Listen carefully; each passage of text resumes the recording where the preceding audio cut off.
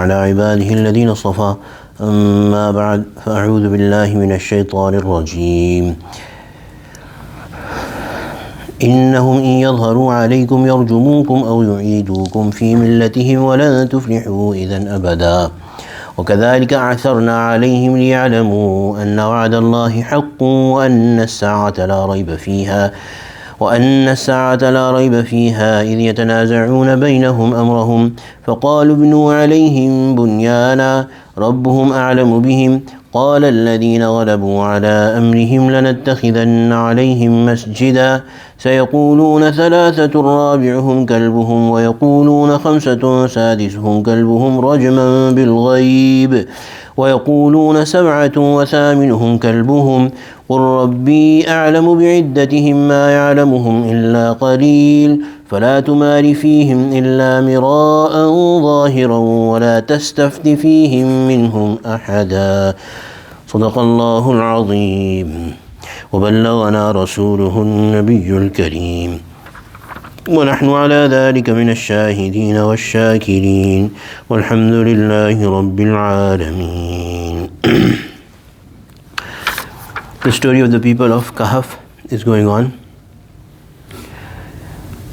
Last night the ayah that we had recited, Allah subhanahu wa ta'ala tells us that when they woke up, they sent one person with the money that they had, one coin that they had, that take this and find the tayyib, azka, clean, purified, purest thing for us to eat, and go secretly and talk to people in polite manner, and do not let anyone know about you. This ayah, innahum in yadharu alaykum yarjumukum, tells the reason why they thought that they should be polite and be secret about their reality. Innahum in yadharu alaykum yarjumukum aw yu'idukum fi millatihim. If they, which means the inhabitants of the city, which they were thinking were the mushrikeen, polytheists, they will know about you, they will force you to revert to their faith. وَلَن تُفْلِحُوا إِذًا أَبَدًا, and in that case you will never find success. So last night we had ended with this, that Allah subhanahu wa ta'ala wishes that we, when wisdom dictates that we keep a certain thing secret, although it is correct, and wisdom dictates that we keep it secret, we should keep it secret.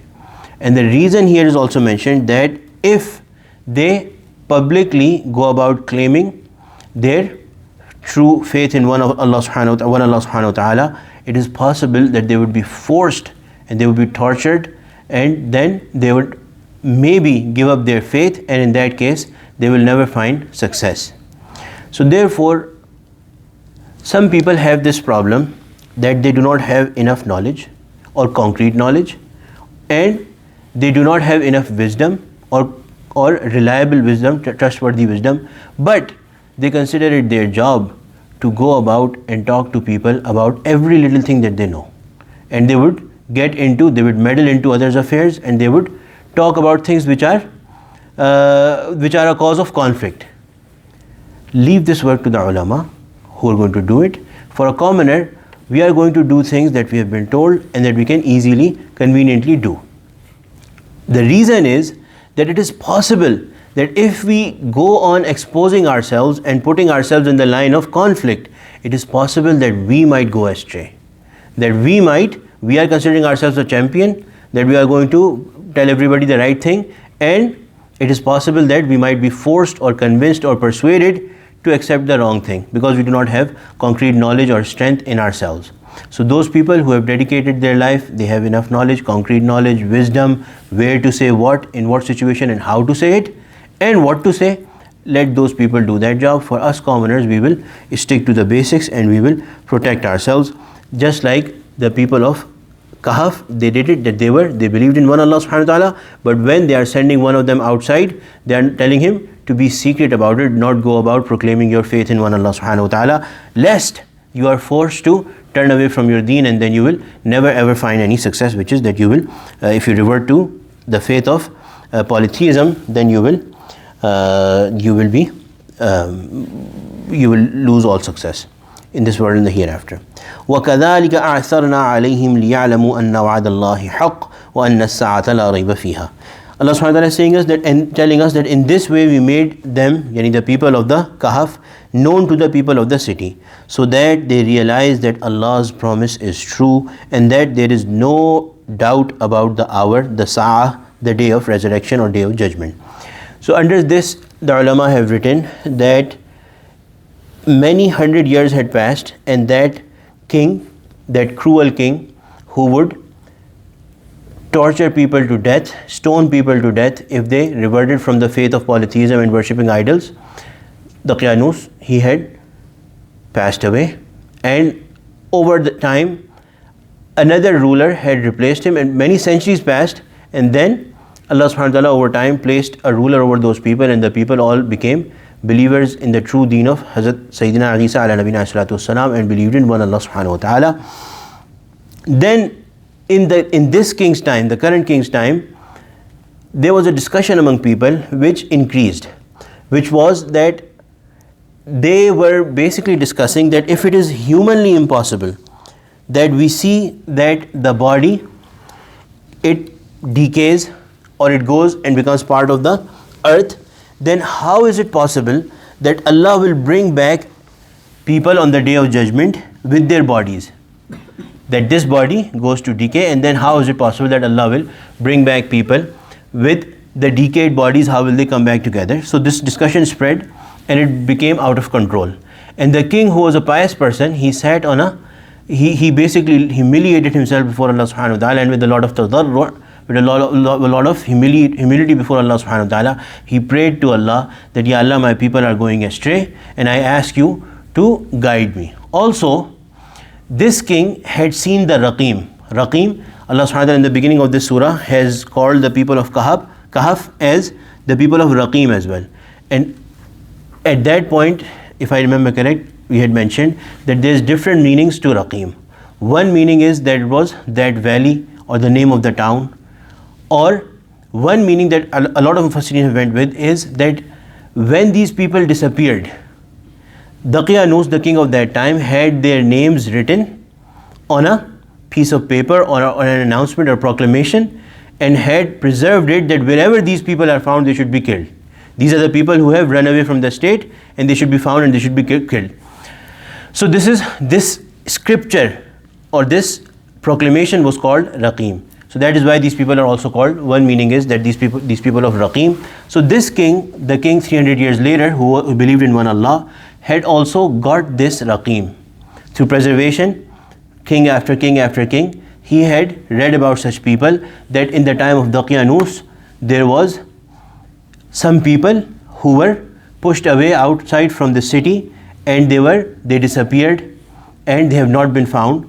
So he kept on asking Allah that, Ya Allah, make me meet those people. So Allah subhanahu wa ta'ala listened to his dua, and at the same time this one person from the Ashabul Kahf took this coin and came out to the city and went to a shop, and he asked for food. Looking at the coin, the shopkeeper, he realized that this is a very ancient coin, and he asked him, where did you get it? And the person from the Ashabul Kahf said that this is mine. So this person, the shopkeeper, thought that he has some secret treasure, he has somewhere found some secret treasure, and he's trying to hide it from people. So he reported him to the king, and he took him to the king, and there the king realized that this is a person from Ashabul Kahf from that time, listening to that story and everything, and then he said that I want to meet the Ashabul Kahf with honor. So this person who had come to the city, he said that first let me go and tell the people that times have changed, and now there's a mu'ahid, there's a king who believes in one Allah subhanahu wa ta'ala ruling over people, so that if you go, then they might think that the king is coming after them. So let me go and first tell them the real situation, the whole situation, and then you can come and meet them. And then this is what happened. This person went and told his fellows about how times have changed. Now there's a difference in narrations that this king was actually able to come and meet those people, or Allah subhanahu wa ta'ala gave them death as soon as this person came and told his fellows about the king, or they met the king and then they requested the king that we want to stay where we were in that cave, and as soon as they went back to that cave, they were all given death by Allah subhanahu wa ta'ala. So Allah subhanahu wa ta'ala is saying that this is how we, with our wisdom and with our perfect authority, we made the story come out and known to people, so that this confusion that was going around in the people, that how can Allah bring people back from death. Here there's 300 people, there's people, the count of which nobody knows for sure, but 300 years they were gone, and then Allah subhanahu wa ta'ala make them come back to life. So this is definitely possible. Allah can bring back people with their bodies. There shouldn't be any doubt about it.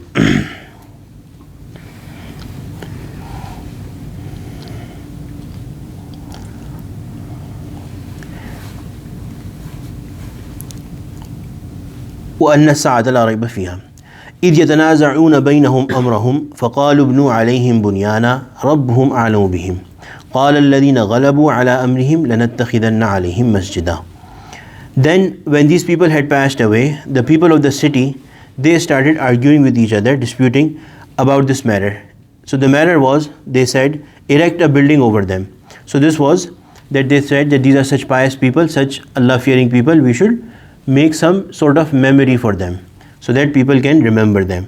So they said that we should erect a building, and they had a dispute about what kind of a building should it be. Some of them suggested that it should be some place where traveling people can come and basically rest area. But others who had authority, who prevailed in this matter, they said, قال الذين غلبوا على أمرهم لنتخذن عليهم مسجدا, that we are going to make a masjid over this. We will certainly make a masjid over them. And from this it is permissible that and this is the reason, one of the reasons why the Turkish government, in the time of Turkish government, all the memories of Sahaba and others, they erected masajid over those places. So erecting a masjid is this, that this masjid stays, nobody destroys it, everybody respects it. And also one great wisdom behind building a masjid over the memory of someone is that masjid is a place to worship Allah subhanahu wa ta'ala. So it kills polytheism and worshipping any person of the grave, making a masjid. But that masjid should not be right over the grave, or the grave should not be part of the masjid, but masjid could be beside it, so that people remember that these people also worshipped Allah subhanahu wa ta'ala, and we also worship Allah subhanahu wa ta'ala. This is their legacy.